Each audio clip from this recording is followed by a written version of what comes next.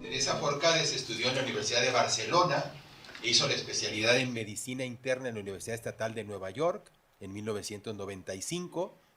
2 años después estudió una maestría en Teología en la Universidad de Harvard y también en 1997 ingresó en el Monasterio Benedictino de Montserrat.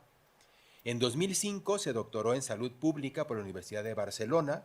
En 2008 recibió con honores el doctorado en Teología por el Instituto de Teología Fundamental de Sant Cugat al presentar una tesis sobre el ministerio de la Santísima Trinidad, que es el tema que hoy nos ocupa. Es profesora, ayer se inauguró el doctorado en género, entonces es profesora aquí en la universidad, comparte cátedra con Ángel Méndez aquí presente y con una de las doctoras también de letras egresada, entonces estará llevando un curso. También tiene participación pues muchísima en redes sociales y está pues muy activa en actividad política y ha hecho estudios también de postdoctorado en la Universidad de Humboldt en Berlín y tiene muchos libros. Ahí afuera hasta hay una buena dotación para que puedan adquirirlos, ya me referiré a ellos. Ya nos había visitado en la Ibero y rescaté de su anterior visita una nota que ni siquiera es de la Ibero, sino que es una nota de Verónica Calderón en la revista Magis del ITESO, en la que ella narraba cómo en la visita anterior a la Ibero, bueno, ha tenido varias, pero en una de esas, pues hubo una respuesta pues muy nutrida de jóvenes. Y el título de esa reseña que ponía esta chica del ITESO decía: una pareja que se ama es eso y nada más. Teresa Forcades. Y pone esta nota: convencida de que la fe no puede separarse de lo que se vive todos los días, esta hermana benedictina, doctora en teología y en medicina, es una de las voces más audaces dentro de la Iglesia Católica. Entre los temas que la ocupan están la injusticia social, la salud pública, las condiciones de las mujeres en el mundo actual y la defensa de los derechos humanos. La Iglesia no considera contraria a la voluntad de Dios el amor entre dos personas del mismo sexo, afirma, y luego pone ahí la nota de la nutrido, de la presencia de jóvenes que tuvieron que andar buscando sillas o suelo para escuchar a Teresa en esa ocasión. Continúa la nota diciendo, esta es nota del 1 de octubre del 2016, Teresa Forcades se vale de la fe para buscar propuestas a problemas terrenales. La desigualdad provocada por el capitalismo feroz, la pobreza, los derechos de las parejas del mismo sexo. No tiene empacho en expresar su indignación por el rescate a los bancos, por el sobreprecio de los medicamentos. Incluso asegura que la epidemia del H1N1 que asoló a México fue atentada e incluso provocada por las compañías farmacéuticas, por las causas sociales, por los temas políticos que considera injustos y actúa de acuerdo con sus palabras. Es una de las fundadoras del partido Proceso Constituyente de Cataluña. ¿Leí bien? Bueno, está en catalán, entonces por ahí más o menos. Un movimiento independentista en contra de la privatización de servicios públicos y en defensa de los derechos de las minorías. Hay muchísimas publicaciones, resalto del último año, como ayer en la nota de bienvenida nos invitaba a que ya no hiciéramos caso de todas las otras estudios que había sobre el tema de género, sobre el LGTB, HP y punto y todas estas cosas que nos puso en la pizarra ayer, y decía que ahora hay que referirse al estudio de julio del 2018 de Inglaterra. Y esto como una nota, entonces dije, pues ahora vamos a referirnos a sus últimos libros, porque si la notita la apreté, pues la de los libros teníamos que darle vueltas y publicaciones. Entonces resalto de ahí, no digo editoriales ni nada, sino los títulos de los libros. Del 2017, Fe y Libertad; del 2017, Nación y Compasión; del 2017, Los retos del Papa Francisco, está aquí afuera, ayer lo estuve también hojeando. Legalismo, también este ya del 2018. Del 2018, Mujeres religiosas a la vanguardia de la participación en la Iglesia y en la sociedad. Un proceso en Euskadi y Cataluña sería imparable si fuera coordinado, también del 2018. y pues uno que le voy a pedir que ella nos lea porque suena a mala palabra para mí porque está en alemán. Del 2018.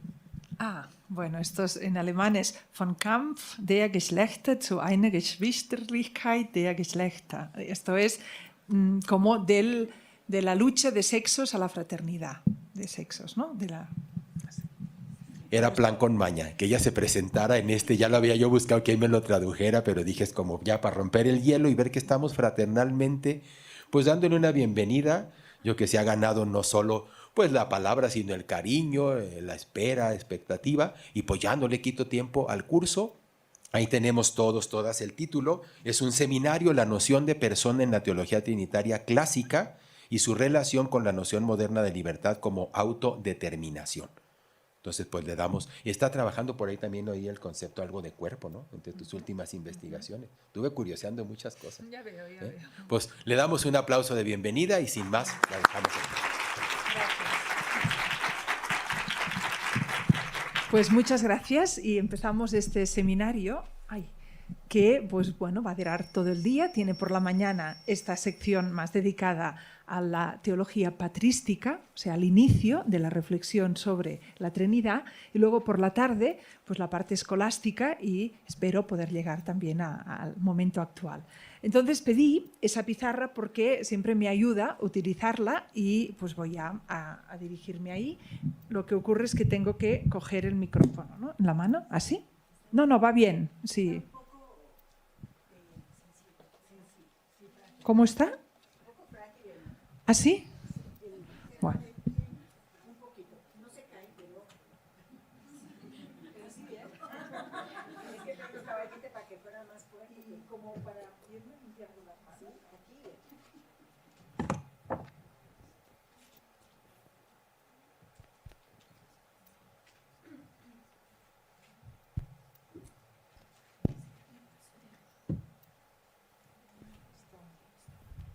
Un momento, que cojo uno de papel, porque si no me quedan mojadas y luego...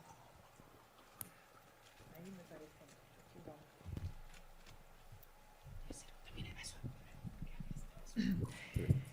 Bien, pues en la introducción Andrea habló de ese tema, dijo, creo, complicado, polémico, ¿no? La Trinidad, sabemos que dentro de la teología es uno de los dos puntales de la teología cristiana, siendo estos dos Trinidad y Cristología.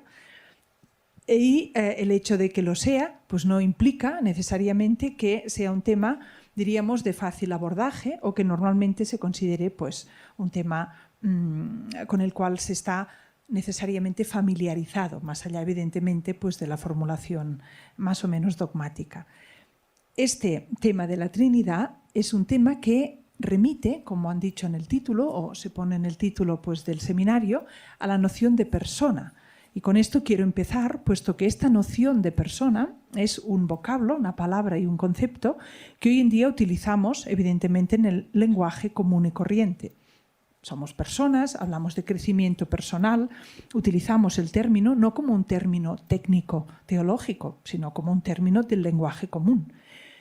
Ese término, en cuanto a palabra, no empieza con la teología trinitaria en cuanto a palabra, pero sí en cuanto a concepto. La palabra persona existía antes de los debates trinitarios. En la lengua latina se hablaba de personas, pero no tenía ni mucho menos el sentido que hoy en día le damos. Y el sentido que hoy en día le damos es tributario, es consecuencia directa de los debates trinitarios del siglo IV y siguientes. Entonces, ¿a qué se refería la palabra persona en el mundo clásico latino y en el mundo precristiano? Se refería a lo que hoy en día conocemos con la palabra personaje o quizá la palabra inglesa rol. Aún hoy en día, si abrimos un texto de una edición de una obra de teatro, podemos ver en el elenco de los personajes que a veces está el título en latín dramatis personae, ¿verdad que eso es así? Y uno, bueno, pues no se fija, pero si se fijara diría, bueno, ¿cómo se usa la palabra persona? Porque para nosotros persona y personaje, pues no solamente no es lo mismo, es que casi es contrario, ¿no? Personaje sería pues algo de fachada e incluso un papel que tú puedes adoptar y luego dejar, mientras que persona ya, eso es serio, ¿no? Eso es algo auténtico, es algo profundo, con eso no se juega, ¿no? ¿Qué más tenemos que el ser persona? Entonces, ¿cómo es eso que la misma palabra persona se utilizara en ese contexto? Y lo de dramatis personae es como un remanente, ¿no?, de ese uso antiguo. No es, sin embargo, el único. Tenemos también una noción que yo creo que aquí en México pues también utilizan, que se llama persona jurídica. ¿Verdad que tienen eso? Por ejemplo, un banco es persona jurídica. Entonces me dice, esto aún es peor, ¿no? ¿Cómo vamos a juntar de ninguna manera la noción de persona con todo lo que supone para nosotros de libertad, de capacidad de ser imagen de Dios, con un banco, por ejemplo, con una institución? ¿A qué le damos el nombre persona? Aunque añadamos jurídica a una institución. ¿De dónde viene eso? Eso viene de este uso antiguo en el contexto romano, donde realmente persona existía como palabra, pero significaba rol. Por tanto, en ese mundo antiguo, una persona, lo que hoy en día llamamos una persona, podía, o digamos lo mejor, una mujer, por ejemplo, podía tener 5 o más personas. ¿Por qué? Porque si persona es personaje o rol, pues uno es el rol de madre, por ejemplo, pero llamado así, persona. Otro, el rol de hermana, el rol de hija, el rol de patrona o benefactora pues de una obra social, etcétera, etcétera. Se pueden añadir tantos roles como queramos, pero descritos con esa palabra persona. Es en el contexto de los debates trinitarios del siglo IV, el primero que lo utiliza para referirse a esos 3 en Dios, a la Trinidad, es Tertuliano, y utiliza esa palabra en un primer momento en su acepción relacional, que es como existía en el mundo circundante. Por tanto, el primer uso que conocemos de persona en la teología trinitaria no se separa mucho del uso común de la época. Por tanto, es persona, son 3 en cuanto se relacionan el uno con el otro. Es la relacionalidad del Padre hacia el Hijo, del Hijo hacia el Padre y el Espíritu con ambos, lo que se describe en un primer momento con ese término persona. Pero es con los capadocios, con Basilio y con Gregorio, que hoy voy a hablar de ambos, y con su hermana Macrina, de la cual también pienso decir algo, donde esa noción que viene del contexto griego, digo latino, se desarrolla no con la palabra latina persona, sino con la palabra griega hipóstasis. Y esa palabra griega pues está formada de hipo, que es debajo, y stasis, que es estar. Por tanto, ahí aparece algo distinto, ¿no? Porque si estamos diciendo persona como lo, diríamos, más externo, la relacionalidad, y ahora resulta que en un ámbito de discusiones trinitarias, los que en lugar de latín hablan en griego, donde los latinos dicen persona, va y dicen hipóstasis. Pero hipóstasis es lo que está debajo, lo que subyace, ¿no? Como el hipopótamo pues está debajo del agua, pues hipostasis, lo que está debajo. Parece otra vez lo contrario, ¿no? Por eso diríamos el lenguaje es importante. Agustín, gran teólogo de la Iglesia latina, no sabía griego. Él mismo nos lo dice en la obra de Trinitate. Por tanto, eso es importante, que las dos lenguas utilizan palabras que de hecho tienen unos contextos semánticos y unos significados distintos. Y es en ese encuentro o encontronazo, a veces, entre estas diferentes corrientes teológicas, donde se desarrolla eso que en Occidente va a quedar fijado como una noción de persona constituida por lo que ahí en la modernidad se da en llamar autodeterminación. Es decir, esa persona que no se utiliza ni se puede utilizar nunca, y ahora hago el salto hasta la ética de Kant, ¿no?, del filósofo, nunca instrumento. Nunca va a ser posible a una persona, sin violentarla en lo que tiene de más propio y específico, utilizarla como objeto, como instrumento para conseguir nada, ni que sea el bien mayor de la humanidad, puesto que lo característico de la persona es esa autodeterminación, es ese carácter de irreductibilidad personal. Esto es, ¿no?, hecho un salto de siglos. Eso empieza con los autores a los que ahora pues, me voy a referir con más detenimiento. Esto, la introducción por lo que hace a persona. También en la introducción me gustaría mencionar el hecho de que, bueno, pues puede parecer que la vida trinitaria, que las relaciones que tienen Padre, Hijo, Espíritu Santo, pues sea algo que quizás sea interesante de estudiar en teología, pero ciertamente alejado de lo que puede ser pues, la vida de los que no somos personas trinitarias, y de dónde viene esa, diríamos, pretensión de hacer algún tipo de paralelo. ¿Es posible eso? También la filosofía, evidentemente, de eso siempre se aleja, ¿no? De hacer paralelos entre Dios y lo humano, y el mismo Kant, ya que lo he citado, pues ese mundo de Dios, del Dios de los filósofos, queda siempre más allá de lo que es accesible a la capacidad humana. Bueno, no es así, como sabemos, con la encarnación trinitaria o con la encarnación cristiana, sino que hay una voluntad, una iniciativa divina de hacer un acercamiento que no es simplemente un acercamiento táctico o un acercamiento más o menos superficial, es una comunión, ¿no? Y ahora voy a hablar de esa palabra y de cuándo se empieza a usar en teología. Es una verdadera comunión, y eso ya empieza en el capítulo pues, que más me gusta de todo el Nuevo Testamento, que es el capítulo de Juan. Juan se pone con N, ¿no? En castellano, y en catalán lo hacemos con la O. Juan 17. Sí que baila un poco la pizarra. No está bien, porque la Trinidad... ¿no? Y la danza ya van juntas. Sí. Sigo con el este. Decía Juan 17, ¿no? Quizá el capítulo junto con Juan 3, que lo mencioné ayer, pues para mí más significativos en mi quehacer teológico. Juan 17, uno de los más breves del Nuevo Testamento, es la oración de Jesús antes de dirigirse al huerto, según la versión de Juan, y ser prendido, y por tanto pues empieza ya la pasión. En esa breve oración, Jesús, según Juan nos relata, por 4 veces, en un breve capítulo, por 4 veces, dice algo extraordinario. Dice, pide, ora, como en su testamento espiritual antes de pues, dirigirse a esa muerte libremente aceptada. Dice, Padre, que ellos sean uno como nosotros somos uno. Y repite, como tú, y por si acaso, ¿no? La teología luego se espantara, dice, se lo voy a decir 4 veces porque si no, no se lo van a creer. Como tú y yo, Padre, somos uno, que ellos sean uno. Y repite, que ellos sean uno como nosotros somos uno. Y 4 veces eso dice.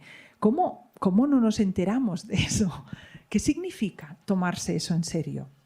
¿Qué significa? No es una especulación nacida de otro lugar que esa palabra revelada, ese Nuevo Testamento, ese Evangelio de Juan en el capítulo 17. 4 veces, que ellos sean uno. ¿Y cómo son uno? El Padre y el Hijo, en el Espíritu. Bueno, vale, sí, pero ¿qué significa eso? Eso no es el misterio más excelso de la teología, esa Trinidad ante la cual pues, uno tiene que descalzarse y adorar en silencio, ¿no? Y además de descalzarse y adorar en silencio, se tiene que vivir. Bueno, pues eso parece muy interesante, pero bueno, como un reto, ¿no? ¿Qué significa? De eso se trata cuando se hace teología trinitaria con esa intención de que sirva para la vida, no como algo añadido a una teología previa, sino como algo sin lo cual esa teología trinitaria pues, no responde al mismo evangelio tal como pues, nos ha llegado.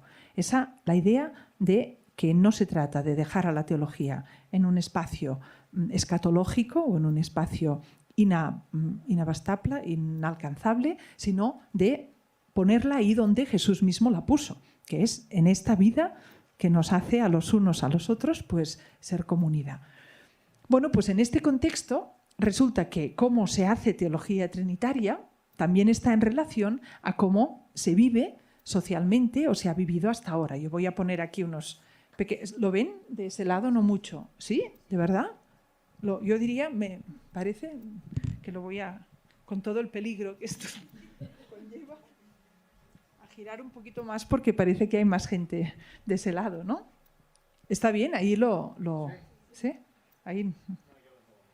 Vale, te dejé ahí. Voy a poner, ¿no? Con ese símbolo del triángulo, hago 4 triángulos. En ese primero, ahí pongo a nivel social, el triángulo, pues muchas veces ha expresado, ¿no? Como una organización social piramidal, evidentemente, jerárquica, donde pues en su cima ponemos al rey, se puede decir al emperador. Ahora hablo de la sociedad quizá pues premoderna, y en esta sociedad premoderna teníamos el rey como autoridad máxima, la nobleza y el pueblo, ¿no? Para simplificar esa diríamos, esquema que ahora hago. Bueno, en ese contexto también la familia, como no microsociedad o sociedad en pequeño, pues tenía una estructura claramente piramidal, jerárquica, con el padre en la cima, y pues ahí pongo madre e hijos. También entre nobleza y pueblo podríamos decir, ¿no?, que hay un más y menos, pero claramente pues sometidos a esa autoridad que se considera que tiene poder absoluto, ¿no? Esas monarquías absolutas, a imagen de las cuales el pater familias, ya también proveniente del mundo romano, pues una autoridad absoluta, aunque pues madre e hijos también podríamos hacer como un poco de jerarquía entre madre e hijo. Pero lo importante es la pirámide, no quién manda, quién está arriba, ¿no? Porque si no, no hay orden. Si no hay alguien que mande, aquí no hay orden. Entonces eso pues deriva de una forma de concebir. Pero no es solo la sociedad o la familia, también la iglesia, ¿no? Voy a poner al obispo, ese obispo monarca que también estructura y entiende la estructuración de su iglesia pues de esa forma jerárquica, piramidal, y abajo pondré sacerdotes, podríamos poner sacerdotes y diáconos o clero, ¿no?, ordenado, y luego pues aquí los fieles también con una relación entre sacerdotes y fieles de una cierta jerarquía, pero sobre todo pues teniendo claro quién tiene la última palabra.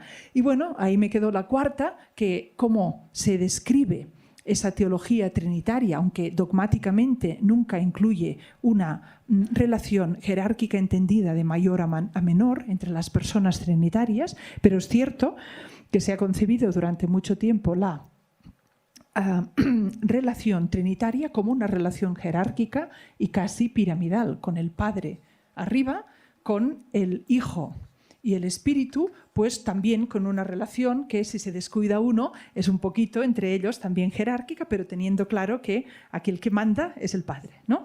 Y el Hijo y el Espíritu hacen la voluntad del Padre, porque si no, no hay orden, ni en el mundo, ni en la Trinidad, ni en ninguna parte. Y así tenemos la cosa pues que cuadra. Y el problema, aún para algunos en el siglo XXI, pues de lo que pasa en 1789, donde a este le hacen así, ¿no? Se llama, le decapitan. Entonces con eso se nos decapita esa pirámide y esa orden social. Esto es que es de calado profundo, diríamos, ¿no? No es superficial ese momento político que escojo como símbolo, ¿no?, de un cambio, de decir, no, eso de la monarquía absoluta, eso de la pirámide, eso del poder que viene de arriba, eso no es como deseamos vivir y eso no es como creemos que es mejor organizarse socialmente. Bueno, pues eso ha tenido una serie de consecuencias, diríamos, a este padre de familia, vamos a decir más o menos, ¿no? Así también se le decapita de ahí, o se le está decapitando, ¿no?, esos cambios importantes en la familia. ¿Y qué pasa con el obispo y con el padre de arriba, ¿no? Bueno, pues también ahí hay movimientos en lo que se entiende, y el Vaticano II sería un momento importante con esa noción de corresponsabilidad, ¿no?, con esa noción que no es una novedad, porque siempre tenemos en el Evangelio el que quiera mandar que sirva, y eso tomado seriamente pues no hay nada que pueda superarlo, pero bueno, una cosa es lo que dice el Evangelio y luego otra es cómo eso se ejerce, ¿no? Y sabemos que incluso hasta hoy he puesto ahí lo del obispo, pero en cada parroquia se reproduce otra vez, pues sería, ¿no?, si el obispo representa pues como el rey, ¿no?, luego pues la parroquia será como la familia, ¿no?, y ahí vuelve a existir pues esa repetición de estructura piramidal, ¿no? Pues también ese movimiento que se ha dado en la Iglesia se ha dado en los últimos años en la concepción de la Trinidad. No porque eso sea una novedad, ya verán ustedes enseguida, respecto a la teología primigenia de la Trinidad y a lo que ha supuesto siempre la teología de la Trinidad en sus mejores versiones a lo largo de la historia, pero sí cómo eso se ha popularizado, cómo acerca de ello se ha hablado. Ciertamente Tertuliano, que lo he citado como el primero que utiliza la palabra persona para referirse a los tres, ¿no?, en Dios, él habla. Su metáfora para la Trinidad es que el Hijo y el Espíritu son como las manos de Dios Padre. Entonces, claro, ahí directamente pues parece que apoye esa visión jerárquica de la Trinidad, porque si yo me imagino al Hijo y al Espíritu como las manos, pues ahí está claro quién manda, ¿no? Quién es la cabeza, y luego tiene pues sus apéndices que les va a hacer lo que le parezca a él, ¿no? O sea que hay visiones antiguas de la Trinidad donde esa relación parece que responde a este modelo. Pero pues ahora ya borro esto y empiezo con este primer autor que voy a tratar, que es Basilio de Cesarea, con una visión pues, que ya va a contrastar con esas imágenes más piramidales o desde arriba. Borro esto y ya empiezo con Basilio. Cuesta un poco esto.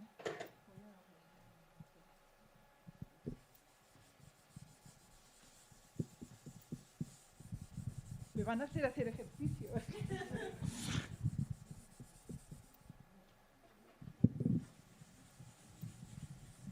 Yo entiendo que estoy un poco anticuada de tecnología. Aquí si les hubiera dicho PowerPoint, ningún problema, ¿no? Pero con la pizarra es un poco... Sí, ¿no? Bueno, ya voy.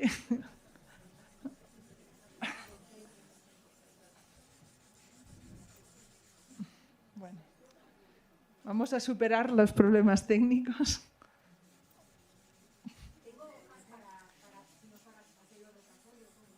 Vale, vamos a ver cómo va un poquito más y si no, pues ya, o cuando hacemos la pausa, yo avanzo un poquito más. Bueno, para situar a Basilio, ahora por la mañana decía teología patrística, hablaré sobre todo de Basilio de Cesarea y de Gregorio de Nacianzo. Entonces voy a situarlos en una línea de tiempo que es importante también tener clara. Voy a empezar aquí en el 312, luego 313, luego 325, no me va a caber, 327, 329, 354, 379, 380, 381, me cupo. Bueno, me falta 390. Bueno, ese lo pongo ahí, 390. Una línea del tiempo que abarca casi todo el siglo IV, que es en el siglo donde pues, me interesa hacer, bueno, se sitúan los dos autores de los cuales voy a hablar. ¿Qué ocurre en esta línea del tiempo? 312. Este es el año, diríamos, donde se sitúa lo de la conversión de Constantino, ¿no? El 312 es cuando lo del Chi-Rho, ¿no? El símbolo que Constantino en medio del puente Mildiu ve, y a eso es como el momento de su conversión, ¿no? Entonces pongo ahí la conversión de Constantino, que va seguida al año siguiente de también conocido Edicto de Milán. Y el Edicto de Milán es el momento en que la religión católica, cristiana, la religión cristiana pasa a ser de religio illicita a religio lícita. Por tanto, se deja de perseguir oficialmente. Entonces, esto pongo lo de la religio lícita, tolerada por el Estado. 325, concilio de Nicea, que será el concilio, también todo voy a hacer rápido, ¿no? Porque si no, diríamos donde el padre se va a considerar homo usios, por tanto, igual, consubstancial con el hijo. Esto, como también saben, ¿no? El contexto de los debates arianos, porque esto ya desde la teología cristiana lo tenemos asumido, pero evidentemente fue un reto mayúsculo. Un reto mayúsculo, pensar cómo se va a predicar a un Dios único y luego se habla que hay dos. ¿Cómo puede ser eso? O sea, esto, ya digo, no tenemos evidentemente asumido, pero esto es un reto mayúsculo. Y al mismo tiempo, pues cómo se podía no hablar de dos cuando tenemos a ese Jesús como Dios encarnado hablándole a su Padre. Pues ¿a quién le está hablando, no? Jesús nunca en los evangelios dice yo soy Dios encarnado y por tanto ya está, me miran a mí y hemos acabado, ¿no? ¿Qué quiere decir cuando ora? ¿Cuántas veces dicen los evangelios que Jesús ora? ¿Cómo va a orar Dios?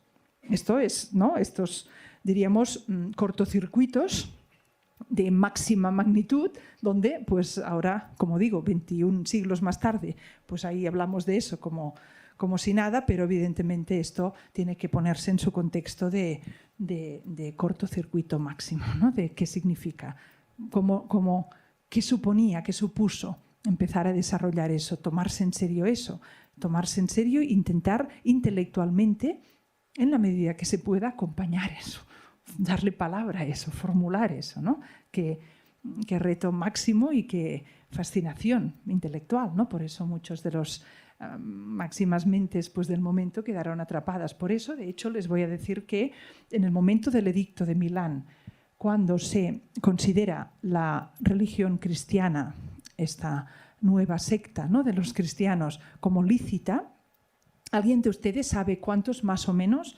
millones de habitantes tenía el Imperio Romano y cuántos eran cristianos? ¿Alguien quiere aventurar? Si yo les digo que había 50 millones de de romanos, ¿no? de habitantes del imperio, no todos con la ciudadanía, en ese momento 50 millones, en el momento del Edicto de Milán, ya saben que luego que se hace religión oficial ahí cambia la cosa mucho, ¿no? Pero en ese momento, si les digo que hay 50 millones, ¿cuántos millones dirían que había de cristianos en ese momento? ¿Cómo? ¿10? ¿1? ¿2? ¿Quién da más? ¿Quién da menos? Bueno, pues según la Wikipedia, porque es de donde lo he sacado, por tanto yo les cito mis fuentes, diríamos, que esto he ido a comprobar unas fechas esta mañana y he encontrado esto y por eso se lo digo, pero que creo que es plausible. De estos 50 millones, entre 313 había 7. De 5 a 7 quizá dicen, ¿no? Eso es impresionante, porque ya les digo, esto es esta pequeña secta que, bueno, todos saben cómo empezó, ¿no? Con un crucificado y con unos pescadores. ¿Y qué pasó ahí? Bueno, no es mi tema hoy, pero me detengo un momentito, ¿no? Porque ¿qué pasó ahí? ¿Qué pasa? ¿Cómo fue eso? ¿Qué ocurrió? Bueno, dejo ahí esto abierto, pero con el Edicto de Milán, pues ahí se entiende mejor, con esos 7 millones de una población de 50, que bueno, tampoco para un gobernante muy fácil de ignorar eso no debía ser, ¿no? Decir, oye, tenemos un problemón, porque vamos a ver cómo uno puede pensar en Constantino desde una visión más romántica de una conversión profunda, y quizá la tuvo el hombre, ¿no? Pero seguro que una estrategia política pues también eso lo fue y conocemos, ¿no? Entonces ahí hay el Edicto de Milán y, como saben también, pues en 325 se convoca, el emperador convoca, y además había 7 millones o 5 o 7 y 1.500 sedes episcopales, ¿no? 1.500 sedes episcopales que se comunicaban las unas con las otras pues como podían, ¿no? Porque dentro de esos periodos, que ya también saben, no siempre perseguidos, pero bueno, pues un poco su situación en ese contexto sería como los inmigrantes sin papeles actuales. No están siempre perseguidos, pero siempre están a riesgo de serlo, ¿no? Y a riesgo de ser expulsados. Por tanto, es en esas condiciones pues, que se desarrolla hasta aquí la iglesia pre-nicea, ¿no? Pre-constantina. Sigo. 327 es la fecha del nacimiento de Macrina, la hermana mayor de Basilio y de el otro Gregorio, ¿no? Gregorio de Nacianzo es del que voy a hablar de su teología, pero tenemos Gregorio de Niza, que también es uno de los padres capadocios y es hermano menor de Basilio y Macrina. Por tanto, Macrina es la hermana mayor, nace en 27, en 29 es cuando nace Basilio. En 34 lo he puesto porque también hablaré de él esta mañana, es Agustín, pero no en la Asia Menor, sino, ¿no?, en el norte de África, por tanto es para que tengan también la referencia de situarle a Agustín. Y en 379, aquí como teníamos la conversión de Constantino, en 379 es cuando Teodosio, el emperador Teodosio, accede al poder después de una etapa de favorecer a los arianos o semiarianos, y el 380 es cuando está el Edicto de Tesalónica. Y el Edicto de Tesalónica es muy importante porque si el de Milán era cristianos, religión lícita, el Edicto de Tesalónica es cristianos, religión oficial, religión de Estado. Y a partir de ese momento, en ese breve periodo de no llega a 80 años, pasa de ser religión perseguida a ser religión perseguidora. Porque inmediatamente cuando le dan el título de oficialidad, pues no está para bromas, ¿no? Entonces empieza sus representantes a perseguir a todos. Por lo tanto, vaya desastre de contexto político, diríamos, o bueno, ¿dónde se van a desarrollar esos pensamientos de la horizontalidad, de la coinonía y de lo más bonito de lo que significa vivir juntos, ¿no? Pero no olvidemos que eso va paralelo con unos eventos políticos, diríamos que, bueno, pues son un acceso al poder político, claramente, y en el momento que se accede, pues se hace lo mismo que hacían nosotros, ¿no? Eso, diríamos, en su mayoría, veremos que hay excepciones. Y luego 381, pues aquí teníamos, después de Constantino, el concilio de Nicea, pues este es el concilio de Constantinopla. Bueno, ahí no me cabe, pero ya saben, ¿no? Concilio de Constantinopla, donde, también todo muy simplificado, ¿eh? Si el concilio de Nicea es padre igual al hijo, para entendernos, ahí es padre igual al hijo, se confirma Nicea, igual al Espíritu Santo. Entonces es donde, en este periodo, por eso ese detalle de ponerlo en cronograma, ahí se consolida, diríamos, de forma dogmática, después hasta hoy estamos intentando entender de qué va esto, pero de forma dogmática se consolida lo que llamamos la doctrina de la Trinidad, en esos años. Entre medio, pues ha habido la lucha, conocida como la lucha neumatómaca, ¿no? Que esto de maquia en griego es esa lucha, por eso la tauromaquia, cuando se lucha con el toro, pues en esta época no luchaban con los toros, como hacemos aún en España, o se hace, sino con el espíritu, ¿no? Neumatómacos, el nombre que se da a aquellos teólogos que combaten la idea que el espíritu pueda ser igual en dignidad, igual en divinidad al Padre y al Hijo. Y Basilio, nuestro primer autor, va a ser como un campeón antineumatómaco.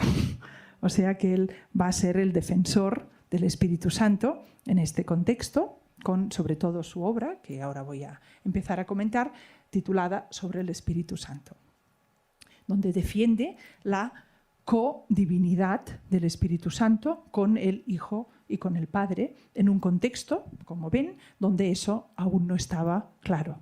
Aún no estaba fijado, aún no estaba, porque si ya costó el homoousios de Nicea aceptar esos dos, falta encima que le pongamos un tercero. Esto ya parece, pues eso, la cuadratura del círculo o hacer cada vez más difícil de aceptar por una mente pues mínimamente inteligente, pues de qué se nutre esta fe de los cristianos, ¿no? De un absurdo, de qué se nutre esta fe y cómo podemos concebir eso. En esta línea del tiempo he dicho 390 me faltaba porque, bueno, 379 es el acceso al poder de Teodosio, pero es también la muerte de Basilio. Entonces Basilio, que nace en el 27, muere en el 29, muere en el 79, no ve el fruto de sus esfuerzos, diríamos. Él, ¿no? Como se dedica su vida de obispo sobre todo a defender esa divinidad del espíritu, pero él muere justo en el año donde Teodosio accede al poder, pero él no está en el concilio de Constantinopla. ¿Quién está en el concilio de Constantinopla? Gregorio de Nacianzo, defendiendo las tesis de Basilio y propias, porque ya saben que estos dos eran, ¿no?, carne y uña y trabajaban juntos a nivel teológico y pastoral. Por tanto, será Gregorio de Nacianzo el que en el concilio de Constantinopla, y luego cuando hable de Gregorio ya explico un poco más, tome la palabra para defender esas tesis con tanto éxito que acaban pues dominando el concilio de Constantinopla y a él haciéndole obispo de Constantinopla, patriarca de Constantinopla, pero luego le dura poco, ya le echan y bueno, es un momento muy convulso y se va donde él siempre le gusta estar, que es más bien en retiro, ¿no? Por eso la fecha de 390 es la muerte de Gregorio de Nacianzo. O sea que tienen los dos, esto no lo he dicho, pero los dos nacen en el mismo año. Por eso se conocen en los estudios, son como compañeros de clase, ¿no? Gregorio y Basilio nacen a veces un año arriba, un abajo, pero para entendernos nacen en el 29 y luego pues Basilio muere antes y Gregorio tiene tiempo como de completar, ¿no?, ese trabajo teológico, pastoral, eclesial que han hecho entre los dos y, como voy a decir enseguida, también con Macrina, que muere, Macrina es 2 años mayor que su hermano Basilio, pero va a morir en el mismo año que Basilio. Entonces, Macrina y Basilio, ambos mueren en el 79. Basilio no sabemos de qué, Macrina sí lo sabemos, de cáncer de mama. Y lo sabemos por su hermano, Gregorio de Niza, del cual ya he hablado, que escribe en el año 81, el mismo año del Concilio de Constantinopla, Gregorio de Niza escribe la Vita Macrina. La vida de Macrina, en su prólogo dice Gregorio de Niza, yo escribo la vida de mi hermana Macrina porque mi hermano Basilio se ha hecho tan famoso que luego se van a olvidar la gente que empezó todo con Macrina. Y de hecho nos hemos olvidado que empezó todo con Macrina. Y ahora pues ya aprovecho, porque antes de entrar les cuento esto de, ¿no?, el contexto, porque la vida de Macrina ha sido en los años 90 que aparecen 2 libros que les voy a citar, donde nos ayudan a entender cómo se gestó esta teología trinitaria koinonal, de comunión y no de jerarquía, y el papel que tuvo Macrina en esa gestación. Y los libros que les cito son uno de Ana María Silvas, que es ortodoxa, y el otro es de Susanna Elm. Susanna Elm. Este es del 90, este del 93. Son de los años 90 los dos, y los dos publicados por Oxford University Press. El primero es el título, luego les doy la referencia, pero The Great Asceticon, ¿no? Es un comentario sobre la regla de Basilio, que es la regla monástica que domina en todo el mundo ortodoxo y también influye a través de Benito. Yo soy monja benedictina, pues en la regla de San Benito al final dice Benito, bueno, yo me he inspirado en Basilio y en Agustín. Y luego, pues quien quiera de verdad ser buen cristiano, que no se lea mi regla, dice Benito, que se lea el Evangelio directo. Pero bueno, si alguien quiere empezar, pues ahí yo dejo esta regla por si a alguien le ayuda, ¿no? Pero Benito, que es diríamos la regla monástica que también ha influido más en Occidente, se inspira en esta regla. Entonces, si esta regla realmente tiene en su origen esta figura de Macrina, pues algo importante, creo, ¿no? Y también verán la relación que tiene con el desarrollo de la doctrina de la Trinidad. Por tanto, estas 2 autoras, luego quien le interese les paso a la cátedra exacto las referencias para no alargarme ahora. Y sí, pues permítanme que describa, aunque como voy a entrar más en la teología, pues no puedo extenderme mucho, pero qué significó con este contexto familiar, ¿no?, que hemos aprendido con estas investigaciones pues más recientes sobre este contexto familiar. ¿Cómo vamos de tiempo? Porque no me va el reloj. ¿Cómo? Ahora 50 minutos ya. Me faltan 10 minutos para hacer una pausa.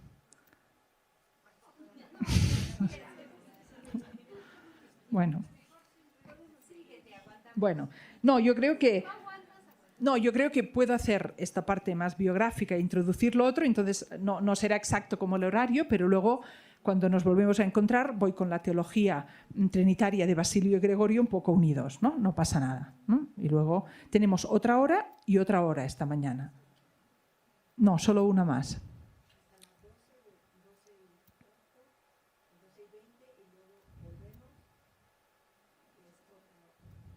Otra sesión, ¿no? Entonces tengo que poner a Basilio, Gregorio y Agustín juntos. Sí, yo voy a ir rápido. Bueno, entonces, pero me parece importante comentar esto porque no es lo que quizá no van a encontrar en otro contexto. Y bien, esta familia es una familia peculiar, la familia de Basilio, Macrina, Gregorio. Es una familia en la cual primero tenemos que hablar de la abuela de la familia, que es Macrina la mayor, porque Macrina, hermana de Basilio, es Macrina la joven. Entonces está Macrina la vieja, ¿no?, o la mayor. Y esta Macrina es la abuela materna, es la madre de estos hermanos. Y evidentemente Macrina la mayor vive en la época pre-constantiniana, en una época donde pues, ser cristiano te juegas la vida. Y están escondidos en los bosques de Ponto, esto es Asia Menor, ¿no?, si se sitúan, estamos en la zona de Asia Menor, la llamada Ponto, la Capadocia también actual. En esta zona se esconden estos grupos de cristianos perseguidos y reciben la visita y se convierten gracias a Gregorio el taumaturgo, que había sido un discípulo de Orígenes de Alejandría. Esta es como la cadena. Por eso estos autores van a ver que en una cierta medida, aunque pues tienen su originalidad propia, pero representan una cierta continuidad con algunas de las reflexiones más profundas de este controvertido y polémico, pero evidentemente uno de los gigantes intelectuales de esa antigüedad cristiana, que es Orígenes.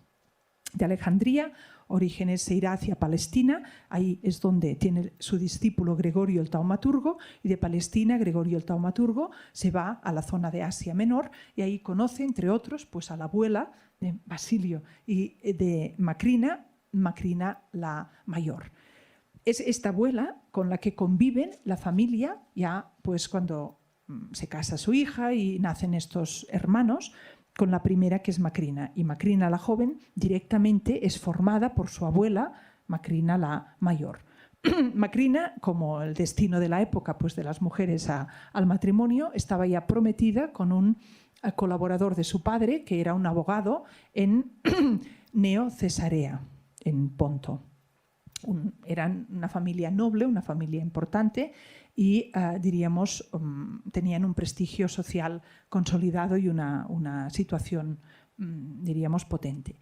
En este contexto es donde Macrina, ya la hermana, está prometida con este joven abogado del bufet de su padre, para decirlo, y a los 12 años de ella muere su prometido, sin que pues hubieran consumado el matrimonio, pero como ya había ¿cómo se llama? Un prometazgo, un noviazgo, ¿no? Formal, eso a Macrina, la joven, ya le permite decir: yo ya he cumplido, yo ya soy viuda, porque oficialmente era viuda. Entonces ella es cuando con 12 años dice: yo ya cumplí, me quedé viuda, eso, voluntad de Dios, yo ya no me caso más. Yo quiero vivir de otra manera. Entonces empieza Macrina la joven en su casa cuando ella tiene 12 años y su hermano Basilio tiene 10, y luego Gregorio es más joven, ¿no? Tiene 5 seguramente. Empieza esta joven de 12 años, que diríamos una simple niña, pero bueno, si estaba para casarse, pues estas muchachas tenían también, ¿no?, otra noción de su propia valía, dignidad y de su papel social. A los 12 años empieza una vida en su casa, paterna-materna, una vida de oración. Ya ha muerto la abuela, y una vida pues que diríamos caracterizaríamos casi como una vida monástica o premonástica, pero ascética, ¿no? Porque es en solitario. Ella empieza a tomar tareas que hasta entonces pues en su casa realizaban las esclavas, como hacer el pan, por ejemplo. Hace el pan para la casa, es decir, no se separa del núcleo familiar, pero pasa a ser una presencia peculiar. Una presencia de alguien que hace trabajos de esclavo en la casa, que empieza a cuestionar ya desde el inicio, Macrina, la hermana, a cuestionar el orden social doméstico, que es el que tiene a mano, empieza a hacer los trabajos de esclavo y empieza a dedicar su vida, pues no a adquirir o a aumentar el prestigio social o la riqueza de la familia, sino pues a profundizar su relación con Dios, a través de los salmos y a través de esa vida de oración y trabajo manual, que va a caracterizar, pues como saben, la opción monástica desde entonces.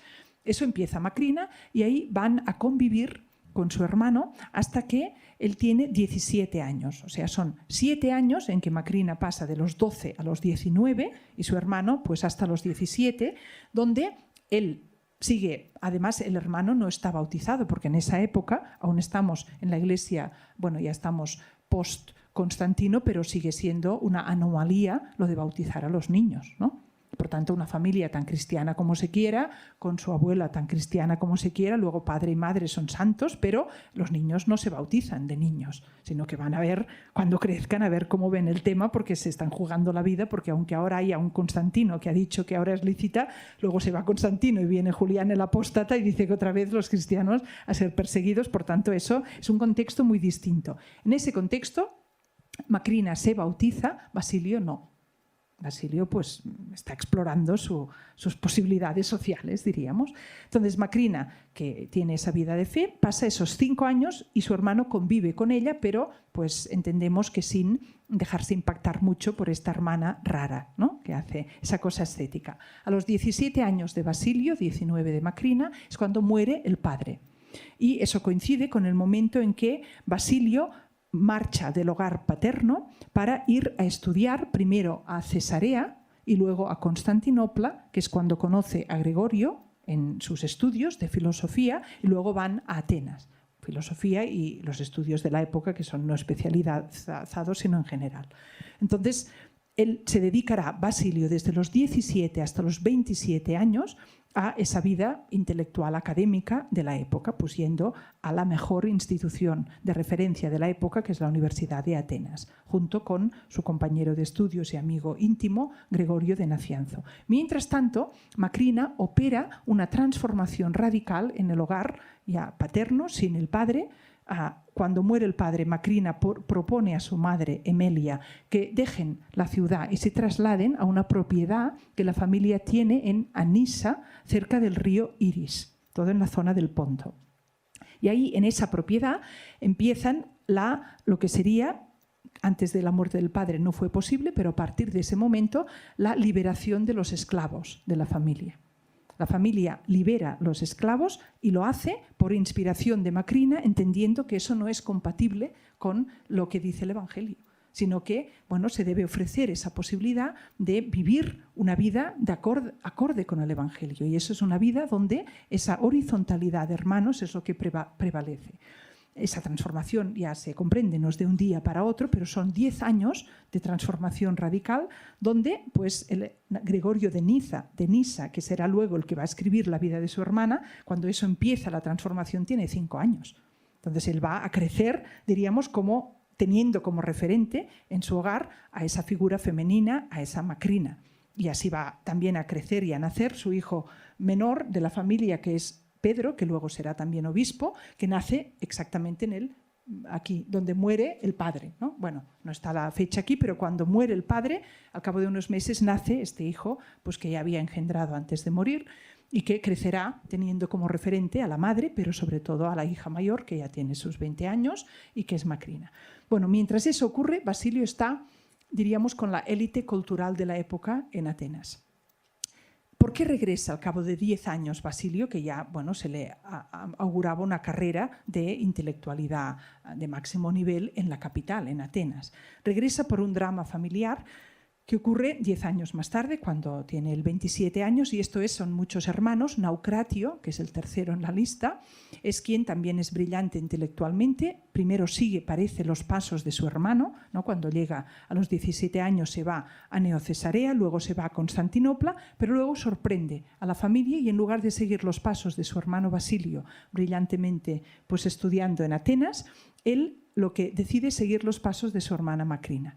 Y se vuelve a la casa familiar de Anisa y se redime a su esclavo, porque ¿no? tienen esos esclavos personales, los hijos de buena familia, y se va con el esclavo, y algunos autores contemporáneos dicen una relación homosexual entre Naucratio y su esclavo. Eso no sabemos, pero es plausible o posible. En cualquier caso, sí sabemos que se van Naucratio y su esclavo a vivir a una ermita cerca del monasterio de Anisa, ahora ya le podemos llamar monasterio dual, con esos esclavos y esclavas redimidos y con gente que va entrando, algunos de la nobleza, como Vespasia, por ejemplo. Ahí se está gestando un inicio monástico que no es el que, incluso a mí, cuando entré en el monasterio y me hablaron como monja del origen del monaquismo, pues nos vamos a la Tebaida egipcia, ¿no? Y nos vamos con Pacomio y nos vamos con San Antonio y con un tipo de monasticismo eremítico que evidentemente existió y es muy importante, nacido de ese deseo de alejarse de una iglesia que ya se ve corrupta en ese contexto constantiniano y que empieza a, diríamos, bajar el listón de lo que significa ser cristiano y, por tanto, con relación con esa fuga mundi, ¿no? Hacer como una sociedad paralela. El monaquismo como ese deseo de hacer una sociedad paralela donde se pudiera vivir pues eso y, diríamos, se corta con la sociedad normal, ¿no? Bueno, no es eso lo que ocurre en Ponto, no es eso lo que está haciendo Macrina. Ahí hay otro origen monástico que no tiene, ¿no? Es bonito eso de la diversidad y de verlo con mirada amplia, pero es importante no olvidar eso. ¿Qué está ocurriendo en Ponto? Eso es un monasterio urbano. Eso es un monasterio en medio de su ciudad y colaborando con su diócesis. Es un monasterio donde luego será Basilio el obispo de esa diócesis, la colaboración aún será más intensa. Es un monasterio que tiene propiedades, pero que las está administrando de una forma un poco alternativa y diferente. Es un monasterio que se cuida de, pues que no desaparece de lo que sería una vida normal, que pretende, diríamos, inspirar un modo de vida que puede ser para todo el mundo. también para matrimonios, para casados, y luego, hoy no es mi tema tampoco, pero hay todo el movimiento ascético doméstico que se llama del siglo IV, que no se reduce. Esto de Macrina no es una seta, ¿no?, en medio de un desierto, no es una excepción. Estos son muchas las parejas que convierten su casa en un monasterio y parece, por la investigación más reciente, inspirados normalmente por la esposa. Y a veces en contra, pues, de los deseos del varón, que se tiene que esperar, como en el caso de esta familia, que muera el padre para poder hacer ese cambio, o a veces pues, se convierte y entonces lo hacen obispo, cuando es el último que se convirtió. Pero bueno, esto es otro tema, diríamos, de cómo ocurre esto en los núcleos estos familiares. Bien, pues tenemos esa conversión, tenemos a Naucratio, y Naucratio tiene un accidente de caza donde mueren él y su esclavo, su amigo, su compañero, su ex esclavo, ¿no? Mueren los dos en un accidente de caza, y es entonces, cuando han pasado ya 10 años, que Basilio retorna al hogar familiar porque se le notifica la muerte trágica de su hermano Naucratio. Y entonces es cuando se encuentra el panorama, porque él se había ido a los 17 y han pasado 10 años. Ahora Macrina tiene 29 y hace desde los 12, ¿no? Hace casi 20 años que está viviendo esta vida ascética, y hace 10 años que está a la cabeza, pues, de esa alternativa, diríamos, doméstica.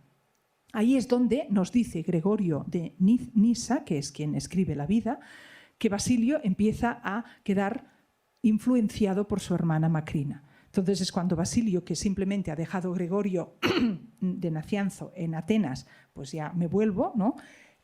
Al llegar ahí y ver lo que ve en esa casa y hablar con su hermana, y bueno, pues ahí no sabemos los detalles, ¿no? Pero es cuando él cambia sus planes y, en lugar de regresar a Atenas a seguir su vida académica, entonces va y se pone, bueno, primero se pone a buscar a un, diríamos, Eustaquio de Sebaste, ¿no?, como alguien que le inspire para eso que él está empezando a sentir, no lo encuentra y acaba en la ermita de Naucratio. Y durante este tiempo tenemos las cartas que se intercambia con su hermana Macrina, de donde procede esa afirmación del maestrazgo o del mestratge, el liderazgo de Macrina o la influencia de Macrina, porque en las cartas de Basilio se ve como al principio él habla de la vida filosófica, o sea, que es alguien que no ha estado bautizado aún y que no tiene un conocimiento interno de lo que significa ser cristiano. Y es a través de la relación con Macrina, que tenemos, por suerte, pues cartas que copiadas han llegado hasta hoy, que se ve cómo va evolucionando Basilio en ese diálogo con su hermana Macrina, hasta el momento que Basilio se bautiza y el mismo día le bautizan, le hacen lector de la iglesia y no sé qué más, ¿no?, el mismo día. Y luego Basilio sigue viviendo en esa ermita, y cuando muere, hay un momento en que pues, muere el obispo, a él le ordenan de sacerdote, de esa forma pues, que no se tiene que ir al seminario, diríamos, ¿no? Le reconocen y bueno, pues más adelante le hacen obispo. Pero en este tiempo lo que me importa destacar es, estamos hablando, como les he dicho antes, de la regla monástica más importante de Oriente, por supuesto, y de Occidente a través de la benedictina. ¿Cuándo vive Basilio la vida monástica? ¿Cuándo la experimenta? Está 2 años al lado de su hermana Macrina. Cuando entras en el monasterio te dicen, bueno, hasta que no hayan pasado 20 años, tú no abras la boca porque esto no se puede saber de cabeza, se tiene que vivir de cuerpo y encarnar, lo que es vivir una vida monástica. Entonces, la que tiene esa experiencia de estar a la cabeza de una comunidad monástica dual durante más de 20 años, esto es la hermana, es Macrina. Sabemos, por otra parte, que Macrina tiene ese liderazgo y esa función de guía hacia su hermano Basilio. Evidentemente, Basilio tiene sus estudios y sus capacidades que no le va a negar nadie, pero eso, ¿quién escribió la regla de Basilio? Esa es la pregunta. Y no quién la escribió materialmente, pero ¿de dónde viene esa sabiduría? Porque si luego ha sido la regla que ha dominado en Oriente y en Occidente, no es porque, pues no sé, algún magnate lo ha forzado, es porque se ha reconocido una sabiduría en esa regla que nace de la experiencia, de qué van a hacer. ¿Quién la tiene, la experiencia de haber vivido una vida monástica? Pues es obvio que es la hermana Macrina, y además es que nos lo dice Gregorio de Nisa en su Vita Macrina, que la van a encontrar en cualquier biblioteca teológica, que dice, a ver si lo dejo bien claro para que no se olviden, pero nos olvidamos. Igual, es suerte de Ana Silvas y Susana Elm, que en los años 90 dicen, oye, y aquí hay algo que pues quizá tenemos que leer distinto. Pero estas autoras trabajaron en los años 90 y yo hace poco leí pues otro, diríamos, otra referencia, ¿no?, teológica así oficial. Oficial quiero decir que provenía de uno de los dicasterios romanos, y ahí Macrina no sale para nada. Es decir que, bueno, les he comentado hasta aquí y ahora solo acabo diciendo, porque luego voy a hablar de eso, cómo estructura la teología Basilio, que normalmente, bueno, esto ya lo digo después, porque van a ver también cómo relaciono con aquí. Pero ¿les parece pues que hacemos esta pausa de cuánto? 20 minutos. Pues bueno, tomen todo esto como la introducción y ahora ya vamos pues para más teología. Gracias.